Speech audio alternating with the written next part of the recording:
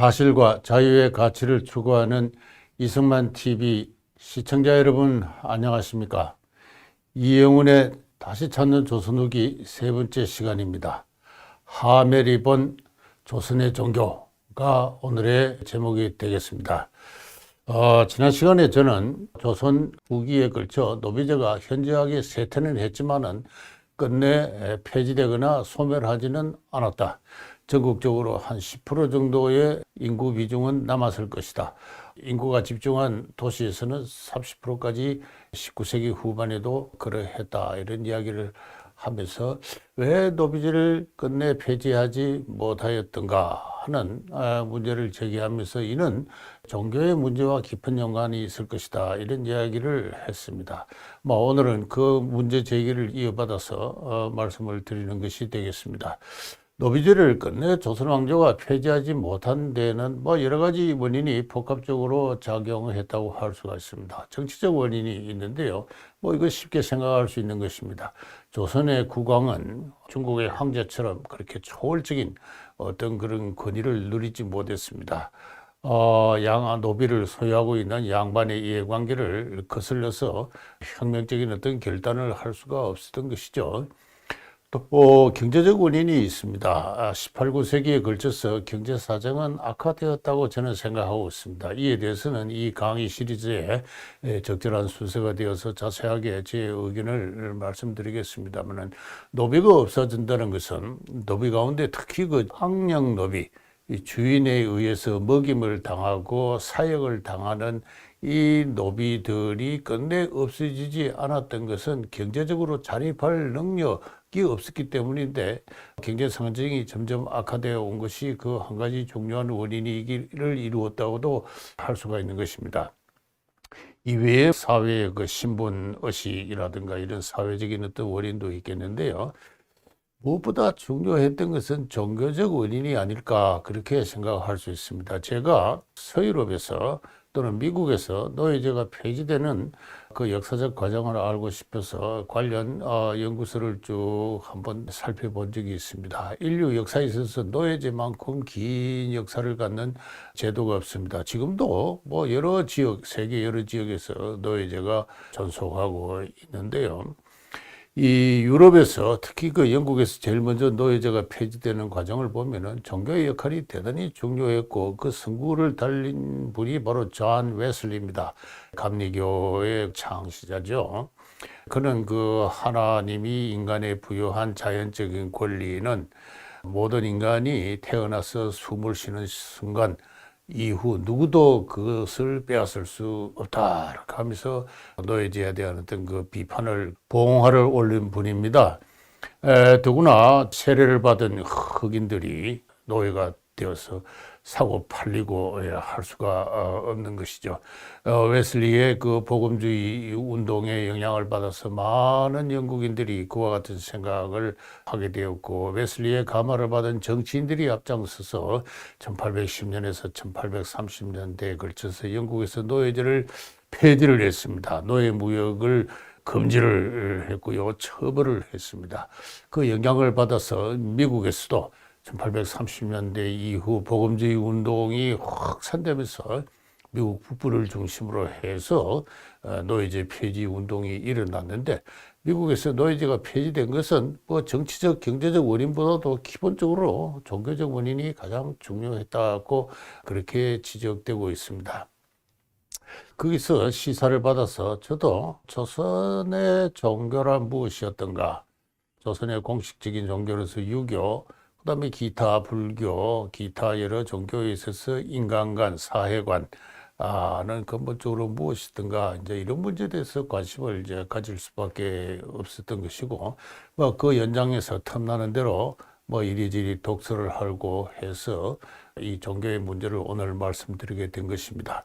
저는 사회경제사 연구자로서 종교에 대해서 이야기할 그러한 학문적인 자격을 갖고 있지 않습니다. 그러나 조선 왕조는 노비제를 끝내 폐지하지 못하였나? 왜? 그 원인은 무엇인가? 라는 문제 제기와 관련해서는 나름대로 아마추어적이나마 제 의견을 말씀을 드릴 수 있다고 생각하고, 잘못된 점이 있으면은 관련 사계의 종교학자나 또 인류학자나 또는 민속학자나 역사학자들의 지적을 받으면서 또 제 생각을 고칠 수 있는 기회도 될 것이라고 생각하기 때문에 오늘 이 말씀을 좀 모험적으로 드려보자고 하는 것입니다.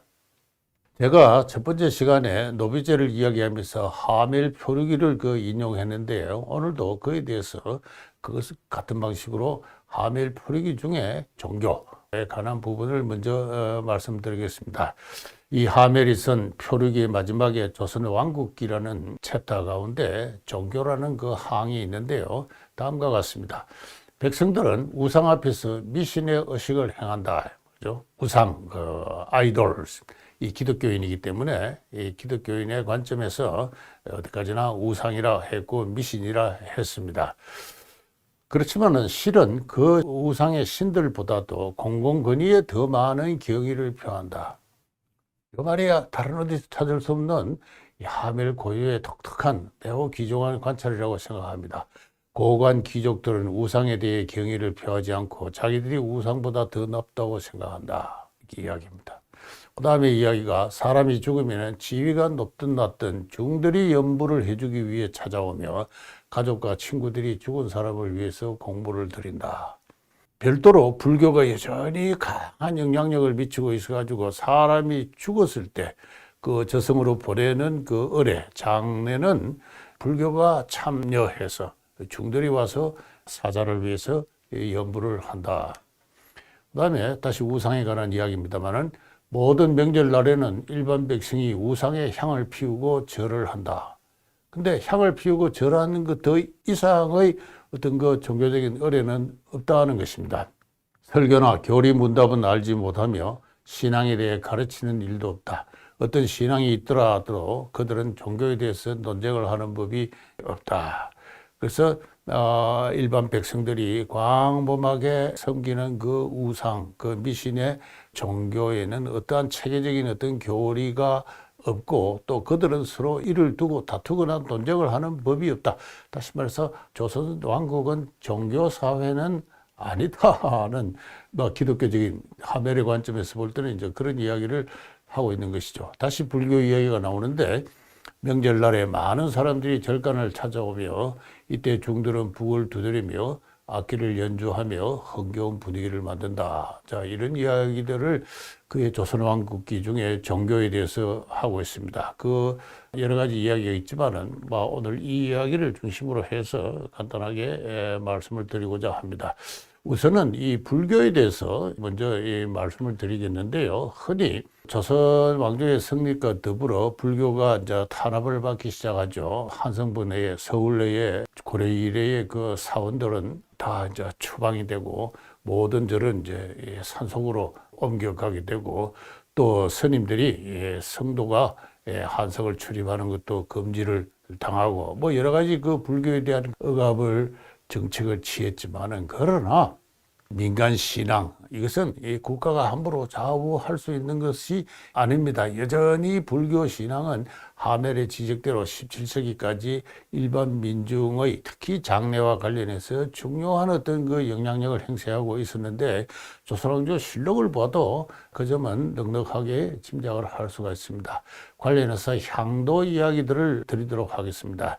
1420년 세종 초정간입니다만은 조선왕조 실록에 보면은 향도에 관한 이야기가 나옵니다. 지금부터 일제 화장을 금한다. 고려 이래로 불교식으로 장례는 화장을 했는데 지금부터 토장이다. 매장을 해라. 그 다음에 지방의 백성들이 부모의 장례에 이웃 마을 사람과 향도를 모아 놓고 마시고 노래 불러 조금도 애통한 마음이 없는 것 같으니 모두 언금하라.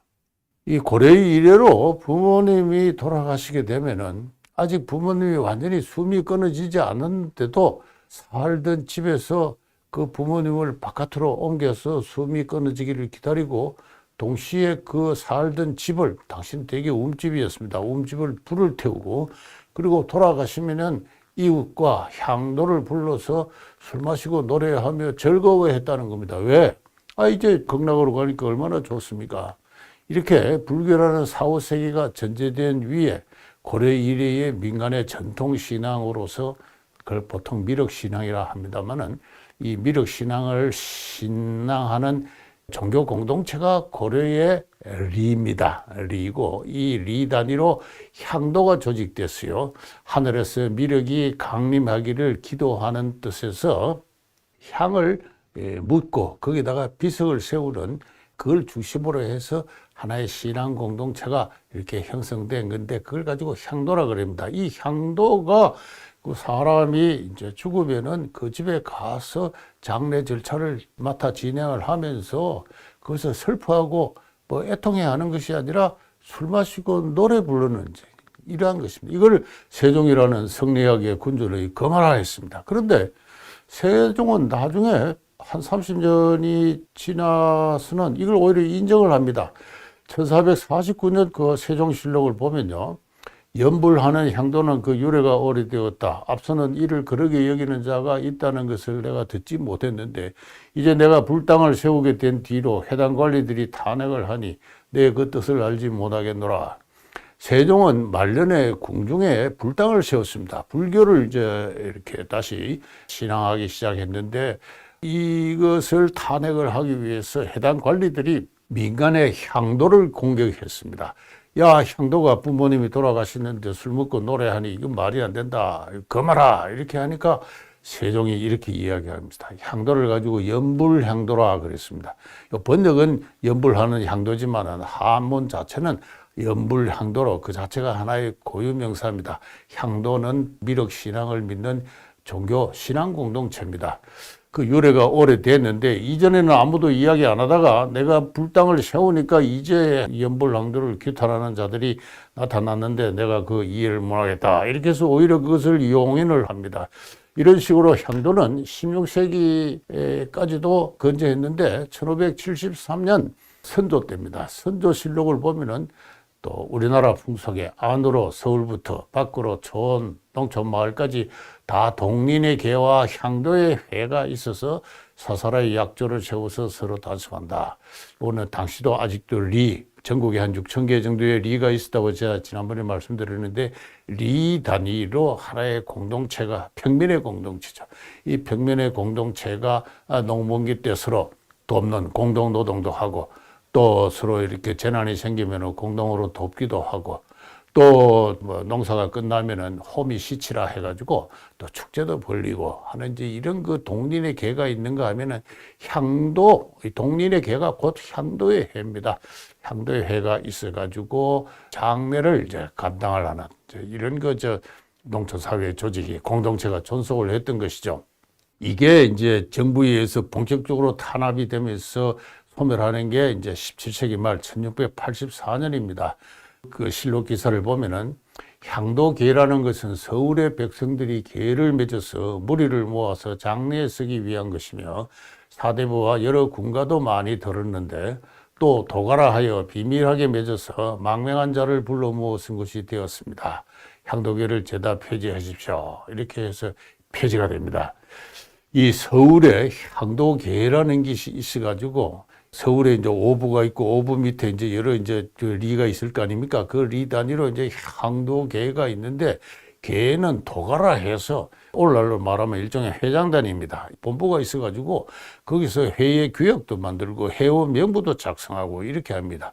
근데 이 도가가 죄를 지어서 도둑놈이라든가 뭐 이 강도 살인범이라든가 뭐 이런 자들을 모아서 비호를 하기도 하고 하니까 이거 반란의 가능성도 있고 뭐 이런 이유를 붙여서 향도를 폐지를 합니다. 그래서 이때부터 서울에서 향도가 크게 쇠퇴하기 시작해서 이후 조금 그 기운이 남아 있긴 합니다만 18세기 중후엽이 되면 사실상 사라지게 되는데 요 1680년대가 대단히 중요합니다. 제가 지난 시간에 오가통 제도가 시행된 것이 바로 이 언저리고 그것을 계기로 해서 관료제적 지방행정 체제가 농촌의 말단에까지 침투하면서 오늘날 존속하는 면리제가 성립했다 했는데요. 서울에서도 비슷한 현상이 있어가지고 오랫동안 존속해오던 향도계가 폐지가 되었습니다. 근데 여기 보면은 사대부와 여러 군가도 많이 참여하고 있다 해서 27세기 후반 말년까지도 전통적인 어떤 그 미륵 신앙에 기초한 연불향도가 장례를 주관하고 있었는데요. 바로 하멜은 1650년대 후반이죠. 서울에 와서 이걸 봤던 겁니다. 그렇게 해서 지위가 높은 사람이나 낮은 사람이나 제주도에서나 서울에서나 전라도에서 내가 본 결과 장례는 어떤 사람이 죽으면은 중들이 와서 연부를 하는 것으로 그의 명복을 빌어준다 하는 이제 이런 이야기입니다. 그만큼 이 종교라는 현상은 장기 지속적인 현상으로서 우리가 조선을 유교의 나라라고 이야기를 하지만은 그것은 그야말로 여러 청이 가운데 드러난 표청, 이 공식적인 어떤 것에 불과하고 그 비공식적인 소리 없이 살아간 일반 민중들, 여성들의 세계에 있어서는 이 불교가 그만큼 지속적인 어떤 영향력으로 서울에서까지 사대부와 왕족들도 참여하는 그러한 전통 종교로 살아있었다 하는 이런 이야기를 할 수가 있는데 바로 하멜이 그를 매우 정확하게 지적하고 있다. 저는 그렇게 생각할 수 있습니다. 그 다음에는 하멜이 지적하고 있는 일반 백성들의 어떤 우상에 대한 어떤 그 미신, 민중들의 무속 또는 뭐 전통 종교에 대해서 지금 이야기를 해보도록 하겠습니다. 이와 관련해서 먼저 이 중국사를 참고하면요. 중국의 상황과 우리 조선의 상황은 역시 같은 유교 문명으로서 되게 비슷하다는 생각을 하게 됩니다. 그래서 뭐 잘 알려진 어떤 중국사 개설서에서 중국의 종교와 국가를 어떻게 설명하고 있는가를 먼저 소개를 드리도록 하겠습니다. 중국은 현세주의 사회입니다. 오늘날 세계 가치관 조사에서는 물질주의 사회라고 이야기하고 있는데요. 이 중국과 뭐 조선, 뭐 크게 말해서 유교 문명권을 그렇게 이야기를 하고 있습니다. 중국의 호적이라는 20세기 초에 그 유명한 문학자가 이야기했죠. 중국인들은 신을 명상하는데 빠져들 겨를이 없다. 그만큼 중국은 현세주의적 어떤 그 관심과 관계가 중국인들의 일상생활을 지배하고 있습니다. 그렇지만은 이 중국인의 현세주의를 지배한 그 유교와 그들의 생활 윤리만으로는 인간의 태어나고 죽고 병들고 늙고 하는 문제를 해결할 수가 없죠. 유교 세계는 이와 같은 인간의 생로병사를 이야기하고 있지 않습니다. 유교 세계에서는 인간이 태어나고 죽고 하는 것을 어디까지나 이 자연에 충만한 도덕적 기운의 한 현상으로 생각합니다. 하늘의 기운과 땅의 기운이 합쳐져서 인간이라는 생명을 만들어내는데 그것은 기본적으로 하나의 도덕 현상입니다. 또 인간이 죽으면은 이 기운이 하늘과 땅으로 흩어집니다. 그래서 어떤 이 천지 자연을 지배하는 도덕적 기운의 어떤 작용에 의해서 생명이 태어났다가 죽고 하는 것인데 그러나 그런 매우 추상적인 철학만으로는 인간들은 현실적으로 닥치는 어떤 삶과 죽음과 어떤 병과 늙음의 고통을 해결할 수가 없죠. 그래서 중국인들은 현세주의 사회임에도 불구하고 신비한 초자연의 세계를 믿어왔고 바로 도교, 불교, 그리고 중국의 전통신앙이 저 오랜 중국 상고 이래로 중국의 일반 민중들의 생활을 이렇게 지배해 왔던 것입니다. 이 초자연의 세계는 신과 기와 조상이라는 세계의 영영한 어떤 그 혼에 의해서 지배되는데요. 신은 이 좋은 신입니다. 인간을 행복하게 만드는 것이 신이라면 귀라는 것은 인간의 생명을 이루는 이 혼과 백, 이 두 기운이 죽어서 흩어지지 않는 겁니다. 뭔가 원한을 품고 죽었을 때 그 혼이 흩어지지 않고 귀로 공중에 이제 떠도는데 이게 이제 인간의 여기는 이제 재앙을 불러옵니다. 병을 가져오고 환란을 가져오고 합니다. 그리고 이제 또 하나의 섬기는 어떤 영험한 혼이 있다면은 바로 그게 조상이죠. 이 신과 기와 조상으로 이루어지는 어떤 초자연 세계가 있는데 이 조상의 영역은 이제 유교가 담당한다고 한다면은 신과 기는 어떤 전통 종교가 담당하고 있는 것입니다. 이 신이란 것은 중국에서 뭐 크게 말해서 개별 집 단위로 부sin, 우리나라로 말하면 성주 또는 뭐 터줏대감이라고 할 수 있는 부신이 있고, 그다음에 마을 여러 개 마을을 관장하는 토지신이 있고, 또는 뭐 하나의 성 단위를 관장하는 성왕신이 있고, 그다음에 천하를 관장하는 이제 옥황상제가 있고, 신이 이렇게 이제 나름대로 어떤 위계 질서를 갖고 있는데, 물론 이것이 이제 하나의 신학과 교리로 체계화되지는 않았습니다. 그 점에서는 우리 조선도 마찬가지였다고 할 수가 있는데요.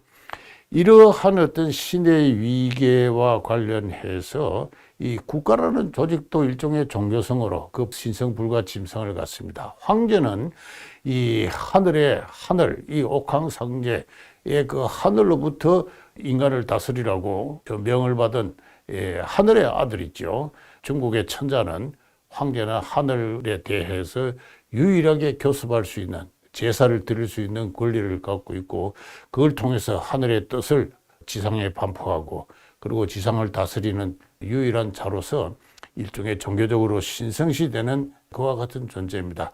황제의 명을 받아서 각 지방의 중국의 성과 그다음에 군에 또는 현에 파견된 관리들도 다 과거에 급제한 사람입니다. 이 중국에서 과거에 급제한다는 것은 그야말로 10,000명 중에 1명이 급제할까 말까 특별한 엘리트들입니다. 이 엘리트들이 지방간으로 가서 재판장을 열 때 그 관리는 일종의 종교적 권위로 신성시 되었다, 이렇게 이야기할 수 있습니다. 그래서 중국에서 국가의 관료제와 그 위계 질서는 민간 신앙에 있어서 신과 그들의 위계와 밀접한 연관을 갖는다. 국가가 이와 같은 어떤 그 종교성을 갖는다 했는데, 저는 우리 조선도 크게 봐서 마찬가지입니다. 조선의 왕은 비록 하늘과 직접 교섭할 권리가 없는 중국 천자에서 봉함을 받은 제후입니다. 그렇지만 천자를 매개로 해서 하늘의 명을 받는 존재이기 때문에 마찬가지로 어떤 신성시되는 존재였습니다. 조선 왕조가 남긴 여러 기록들을 보면은, 특히 유학자들의 글을 보면은 임금이란 것은 귀신과 인간의 종주다. 그죠? 사람이 죽으면 귀신이 됩니다. 반드시 원기만이 아니고 죽어서 인간이 귀가 되고 신도 되기도 하는데, 이 인간과 이성과 저성을 관장하는 것이 바로 임금이다 이 말이죠. 왕이라는 것은 그만큼 그 지중한 권위를 갖는 것입니다. 바로 그러한 그 종교성을 갖고 있는 것은 여러 기록을 통해서 당시 사람들의 사고 속에서 확인할 수가 있어요. 최부라는 1454년에 태어난, 그래서 과거에 급제하기도 했던 당대의 엘리트 관료입니다. 이 사람이 왕의 명령을 받고 경차관이라 해서 왕이 특별한 임무를 줘서 지방에 파견하는 관리를 가지고 경차관이라 하는데, 경차관이 되어서 제주도에 가서 뭔가를 조사를 했습니다. 그러고 있는데 본가에서 아버지가 돌아가시다는 부고가 날아왔습니다. 그래서 급하게 본가로 돌아가는데 제주도의 바다가 파도가 흉흉하고 바람이 심상치 않았습니다. 제주도의 여러 관리들이 며칠 묵었다가 바람이 잔잔해지고 하면은 가십시오 해도 이 사람이 어찌 아버지가 돌아갔는데 머무를 수 있겠는가 해서 억지로 배를 띄웁니다. 한 5리 정도 바닷가에 나갔을 때, 2km 정도 나갔을 때 선장이 도저히 안 되겠습니다. 돌아갑시다. 어떤 변을 당할지 모르겠습니다. 이렇게 하니까 그 체부를 시중했던 어떤 관리가, 이 사람도 관료입니다. 나무랍니다. 다음과 같이 이야기를 하고 있습니다. 하늘의 기운은 사람이 미리 헤아릴 바가 아니다. 더욱이 바다를 건너가는 사사로운 선박은, 장사치들의 선박은 뒤집혀서 침몰할 수는 있어도 임금을 명령을 받는 조정의 신하는 표류하거나 침몰한 일이 지금까지 없었다. 이 모두가 임금님의 덕이 지정한 것을 실로 하늘이 아는 바이다. 이렇게 하면서 가라! 그래서 어찌 가던 길을 돌아갈 수 있겠는가 하면서 강권을 해서 마지못해서 배를 몰고 가다가 흑산도 인근에서 그냥 거대한 풍랑을 만나서 저 중국 강남으로 떠내려갔습니다. 구사일생으로 그 파도 속에서도 살아남아가지고 다시 조선으로 돌아오는 그 과정의 기록이 이제 표해록이라는 저 책인데요. 이 말에서도 알 수 있듯이 임금님의 덕이 지중해서 이는 하늘이 아는 바인데, 임금의 명을 받고 있는 이 경찰관께서 타신 배인데 이게 어떻게 침몰할 수 있겠느냐 하는 그 이야기입니다.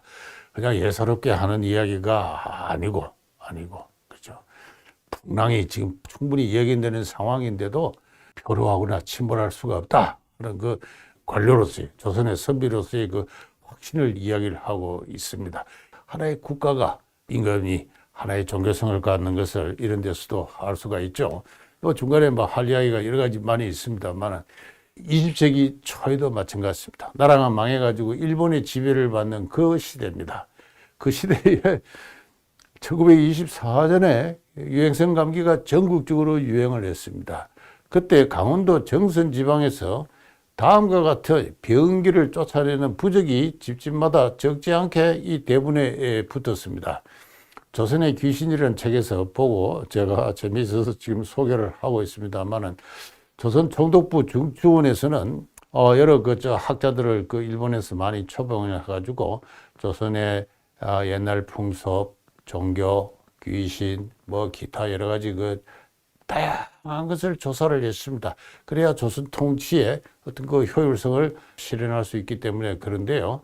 이 조선의 귀신이라고 농촌에 주재해 있는 어떤 경찰력이 동원되고 해서 조선의 전통 신앙이 어떤가를 자세하게 조사한 일종의 연구서라기보다는 민속지, 자료집 비슷한 것입니다. 거기 보면은 이 1924년에 유행성 감기가 돌 때 강원도 정선 지방에서 이 대문에다가 다음과 같은 내용의 부적이 붙어 있었습니다. 영물이 주재, 영물이라는 동네의 주재소에 순사가 있습니다. 그 순사 무등병길이라는 무시무시한 순사가 있으니까 병기야. 당시 사람들은 병을 귀신 때문에 발생한 거라고 생각을 했습니다. 오늘날에는 세균, 바이러스 때문에 발생한다고 사람들이 생각하지만 당시는 사람들이 병이 들 때는 귀신이 들었다고 생각하죠. 그래서 귀신을 쫓는 부적을 일본 말단 순사의 이름을 붙여서 이렇게 쫓는가 하면은 보통 학교장, 교장 선생 이름을 적기도 하고 심지어는 조선 총독 제등실 사이토 사무라는 조선 총독 이름을 딱 붙여놓고 옛날식으로 말하면 임금님이죠. 여기 귀신아 들어오지 마라 이렇게 한 겁니다.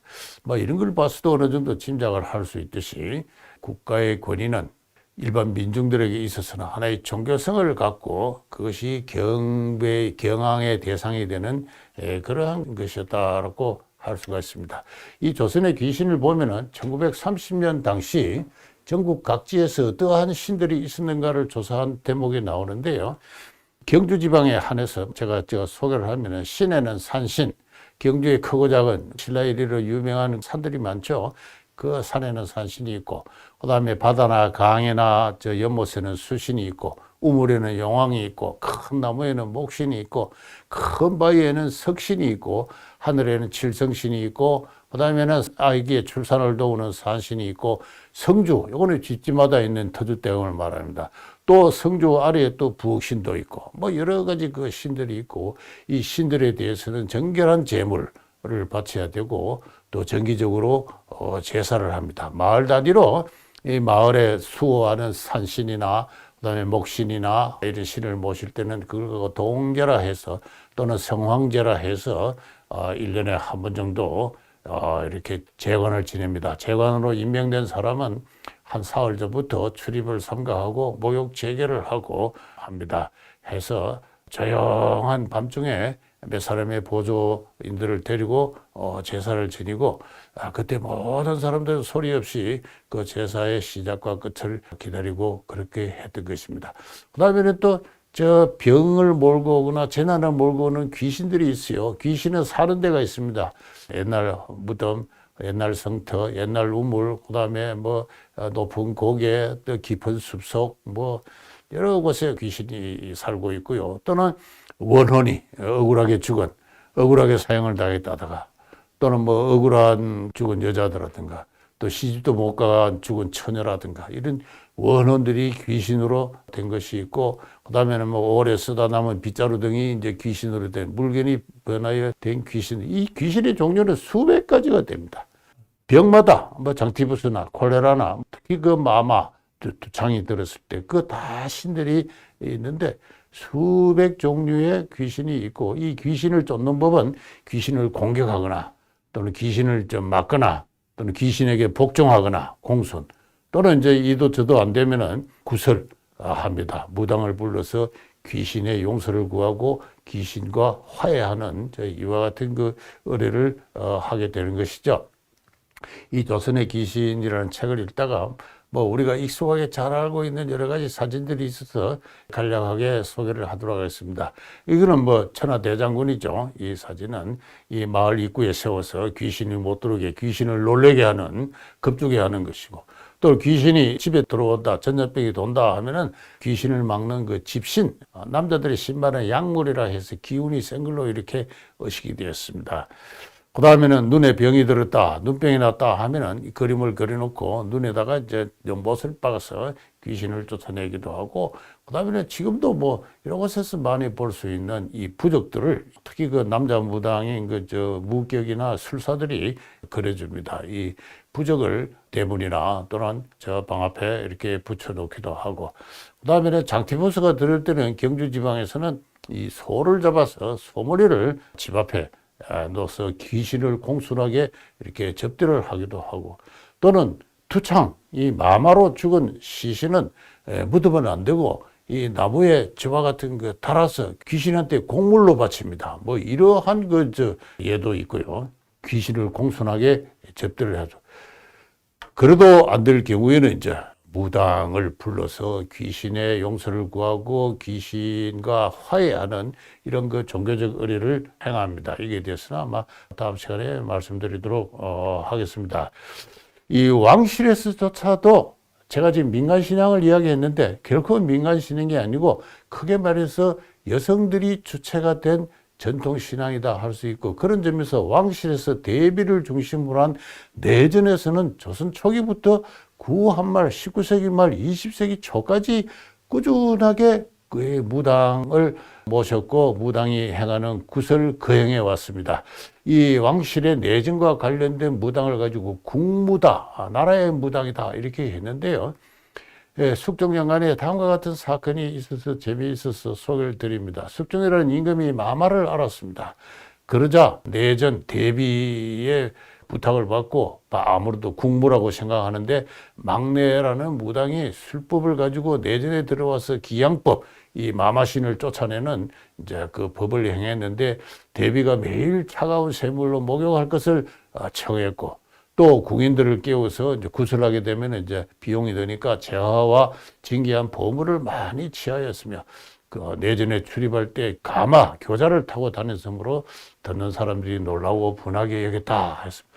근데 너무 심하게 이렇게 대비에게 이 목욕 재개를 부탁을 해서 대비가 이 숙종이 마마를 낳고 나서 얼마 안 있다가 성화를 했습니다. 죽었습니다. 그러니까 조정의 대신들이 들고 일어나서 그 무녀 막내를 처형하라고 했지만은 숙종은 끝내 처형을 하지 않고 멀리 귀양 보내는 선에서 타협을 하게 되는데, 왕실의 이와 같은 어떤 무속은 구한말까지도 계속 이어졌죠. 민비라는 왕비가 무당과 친숙하게 지내고, 민비가 한 번은 감기가 들었습니다. 그러니까 내전에 문설주를 뜯어서 가마솥에 삶아가지고 먹이게 하는 처방이 나와서 실제로 그렇게 한 것을 선교사들이 보고 기록하기도 그렇게 했습니다. 고종이라는 임금은 자주 궁중에서 무당을 해서 조상신을 불러서 나라의 안녕을 기하는 그러한 의식을 행하였고요.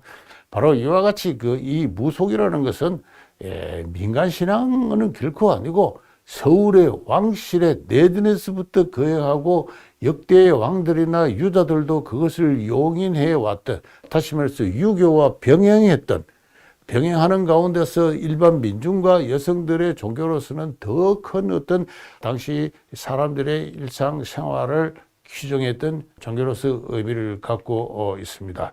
이 무당의 숫자에 대해서는 1810년에 만기여름이라는 일종의 행정 매뉴얼 참고서가 있는데, 거기에 보면은 서울, 경기 287명. 근데 전부 서울입니다. 한 250명 정도가. 그 다음에 충청도가 176. 뭐 이런 식으로 전라, 경상, 강원, 황해, 평화, 함경인데, 황해와 평화는 보고가 없습니다.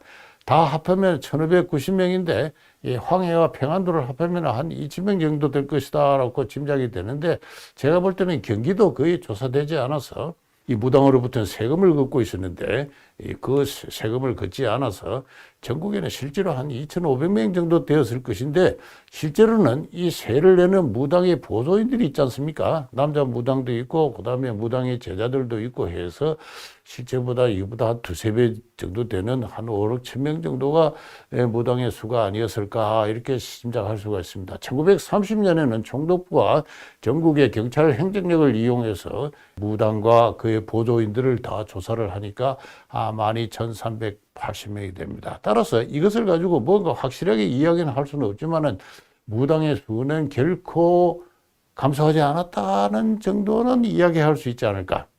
증가했다고 이야기하기에는 좀 불확실한 점이 있습니다만, 확실하게는 감소하지 않았다, 오히려 증가했을 가능성도 있다는 정도 이야기를 할 수 있습니다. 다시 말해서 조선 왕조는 유교적 전환을 통해서 성립한 왕조지만은 전통 불교와 그리고 민간 신앙으로서의 무속은 여전히 강고하게 존속해 왔고, 그것은 결코 쇠퇴하지 않았다. 이 유교와 불교와 무속의 융합으로서 조선 고유의 어떤 종교 체계가 성립하는데, 바로 그 종교 체계에 있어서 인간과 사회 질서와 죽음은 어떻게 이해됐는가, 이게 중요합니다. 여기서 제가 서두에 말씀드린 노비제는 왜 폐지되지 않았는가 하는 것에 대한 중요한 어떤 대답을 들을 수 있지 않을까. 제가 그래서 오늘 우선은 조선의 전통 종교의 대강의 양상에 대해서 이렇게 설명을 드렸습니다. 경청해 주셔서 감사합니다. 관련된 이야기는 다음 시간에 계속하도록 하겠습니다.